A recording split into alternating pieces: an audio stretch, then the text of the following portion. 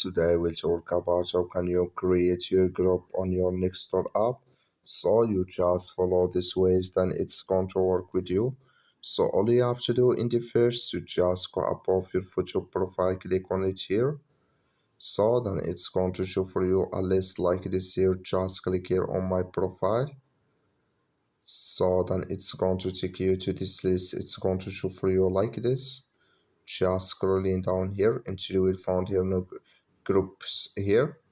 If you have it or not, just click on explore groups here.